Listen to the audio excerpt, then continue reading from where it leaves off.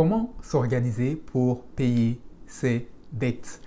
Bonjour, je suis Cédric Zongo, je suis comptable professionnel agréé de formation et mon objectif est de vous aider à développer l'état d'esprit et les habitudes qui vous aideront à réussir financièrement et à faire une différence. Et après avoir enseigné l'aspect chiffré, travaillé avec l'aspect chiffré de la finance, je me suis rendu compte que le problème que la plupart d'entre nous avions n'était pas en tant que tel la connaissance, parce que la connaissance est facilement accessible, mais le grand enjeu que nous avions, c'était la capacité à pouvoir mettre cette connaissance-là en application, ce qui relève un peu de notre état d'esprit et de nos habitudes. Et donc, mon objectif, c'est de vous aider à développer cet état d'esprit, les habitudes qui vont vous aider à pouvoir réussir financièrement et à faire une différence.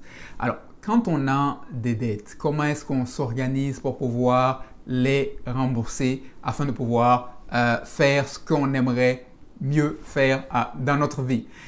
Alors, dans cette vidéo, je vais vous proposer deux grandes stratégies pour vous aider à rembourser des dettes. Mais avant de vous présenter en fait ces deux stratégies, c'est important que je mentionne une chose parce que sans cette chose-là, les stratégies ne vont pas fonctionner en tant que telles. Et c'est important pour vous de comprendre en fait ce principe qui maintient en fait, qui rend toutes ces stratégies-là efficaces. Et la chose, c'est que la plupart du temps, lorsque on aborde la question des dettes, lorsque la plupart des gens abordent la question des dettes, on a tendance à voir la dette comme étant le problème à adresser. Et par conséquent, on essaie différentes techniques, on va avec des consolidations, des propositions, des faillites, etc. Toutes les techniques ont leur place.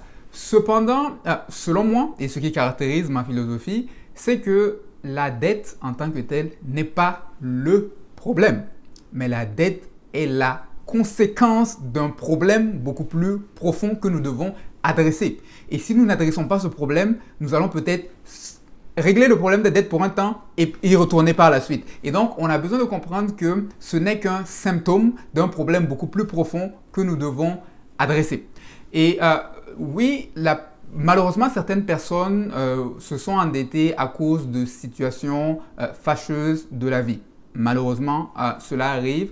Mais pour la plupart des gens, le problème de la dette est rattaché à un problème d'habitude et d'état d'esprit.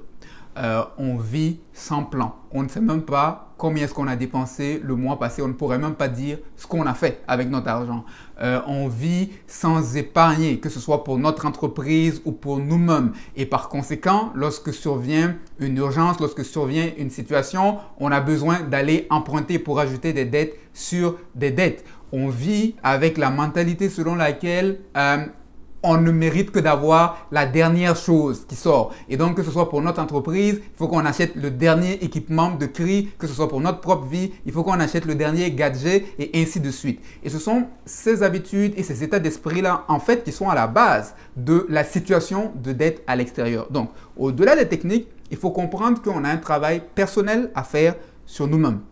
Et du moins, c'est l'approche que j'ai eu à adopter avec les personnes que j'ai eu à accompagner qui voulaient atteindre certains objectifs financiers, dont Monique Lépine, dont j'ai déjà parlé dans une des vidéos et qui a bien voulu partager son expérience publiquement pour aider d'autres personnes.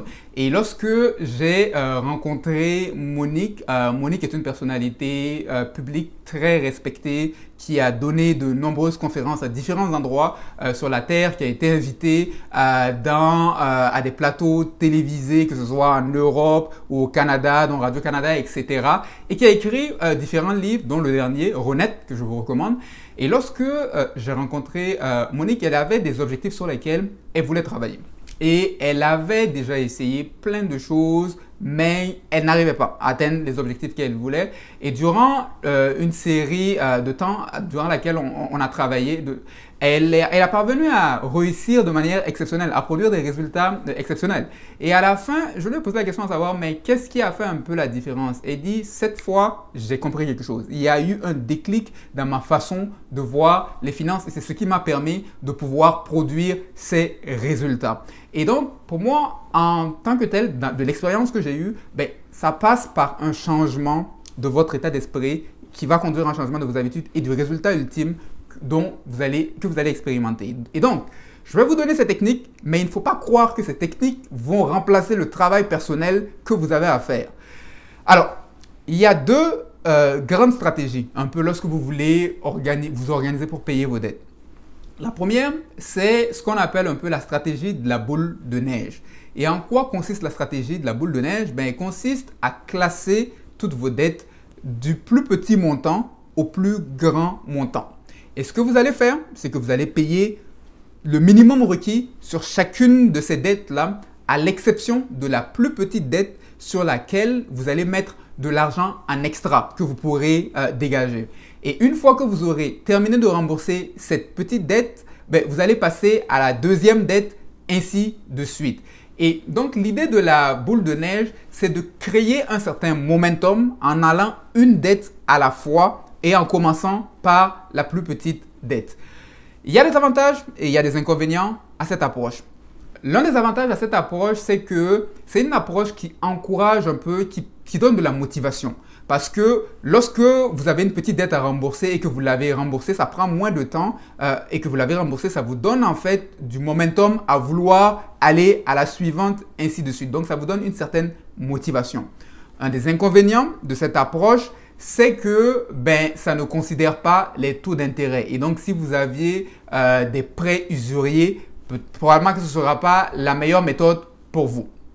Mais il y a une deuxième méthode qui convient pour ceux qui veulent aller avec l'approche des taux. Et elle s'appelle la méthode de l'avalanche. Et avec la méthode de l'avalanche, ce que vous allez faire, c'est que vous allez classer toutes vos dettes de la dette ayant le plus haut taux d'intérêt à la dette ayant le plus bas taux d'intérêt. Et vous allez payer, une fois de plus, le minimum requis sur toutes les dettes. Et sur la dette qui a le plus haut taux d'intérêt, vous allez mettre le maximum d'argent possible que vous pouvez sur cette dette qui a le plus haut taux d'intérêt. Une fois que vous avez terminé cette dette, vous allez aller attaquer à fond la suivante, ainsi de suite. L'avantage de cette méthode, c'est qu'elle va vous aider à commencer par les dettes qui coûtent le plus cher. Les plus chères en fait. Et l'inconvénient, c'est que si la dette qui coûte la plus chère est la dette qui est la plus grosse aussi, vous avez un risque que vous allez passer beaucoup de temps sur cette dette et il y a un risque de démotivation. Et donc, il y a des avantages et des inconvénients à chacune de ces approches. Vous avez besoin de connaître un peu quelle est votre personnalité, quelle est votre situation et de choisir l'une des méthodes. L'essentiel, c'est de commencer à attaquer la situation. Personnellement, j'ai une préférence pour la méthode de la boule de neige, tout simplement parce qu'il y a un aspect humain. Oui, je comprends l'aspect chiffré, mais malheureusement, selon l'expérience, en matière de finance, on n'est pas toujours cartésien en tant que tel. Il y a un élément émotionnel, il y a un élément humain. Et souvent, avoir des petites victoires nous encourage à pouvoir persévérer et à perdurer. Le but, c'est pas de juste payer une dette et c'est fini, mais c'est de perdurer dans le temps pour rembourser toutes les dettes que nous avons à rembourser. Alors, voyez donc laquelle des stratégies vous conviendra le plus et selon la stratégie que vous aurez choisie, vous pourrez organiser vos dettes selon cette séquence. J'espère que cette capsule vous aura été utile et je vous invite à vous rendre sur cedrikzongo.com où vous trouverez un ensemble de ressources pour vous aider à pouvoir réussir financièrement et à faire une différence. Sur ce, je vous souhaite une bonne suite de journée.